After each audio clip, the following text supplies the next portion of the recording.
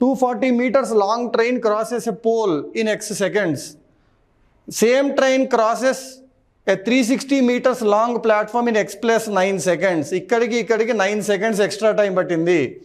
ఈ 9 seconds ఎందుకు పట్టిందంటే వాడు 360 meters అనే ప్లాట్ఫామ్ని ఎక్స్ట్రా కవర్ చేస్తున్నాడు. అంటే క్వశ్చన్ ఇండైరెక్ట్గా ఏం చెప్పాడు, ఈ 360 meters వెళ్ళడానికి వీడికి 9 seconds టైం పడుతుంది.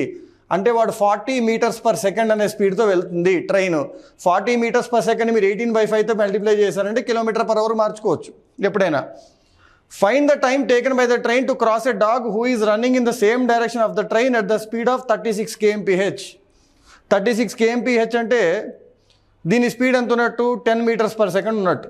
సో ఇప్పుడు ఒకసారి గమనించారంటే దీనికి already 40 meters per second speed ఉంది.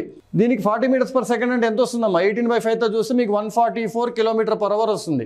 ఈ 144 km/h స్పీడ్తో ఇది 36 km/h స్పీడ్ సేమ్ డైరెక్షన్లో వెళ్తుంది. అంటే ఏమవుతుందమ్మా, సేమ్ డైరెక్షన్లో వెళ్ళినప్పుడు స్పీడ్స్ మైనస్ అవుతాయి. So 40 meters per second speed 10 meters per second speed same డైరెక్షన్లో వెళ్తే 30 meters per second స్పీడ్లో వెళ్తాయి. ఈ రెండు కలిపి 30 meters per second రిలేటివ్ స్పీడ్లో వెళ్తున్నాయి.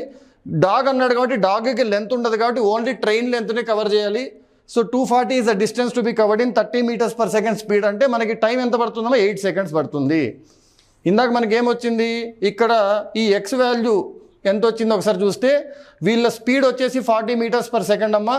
40 meters per secondతో ట్రైన్ లెంత్ని కవర్ చేసుకోవాలి అంటే 40తో 240 కవర్ చేయాలంటే 6 seconds టైం పడుతుంది. క్వశ్చన్లో దాన్ని ఎక్స్ అని ఇవ్వడం జరిగింది. అంటే x = 6 అని క్వశ్చన్ ఇండైరెక్ట్గా ఇచ్చింది.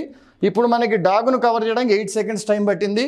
సో 8 అనేది ఏమవుతుంది, 6 + 2 అవుతుంది. ఎందుకంటే ఆప్షన్స్ అన్ని x+ రూపంలో ఉన్నాయి మనకి. సో 8 seconds అనేది మనకి x + 2 seconds అవుతుంది. So this is our answer and go to the next question.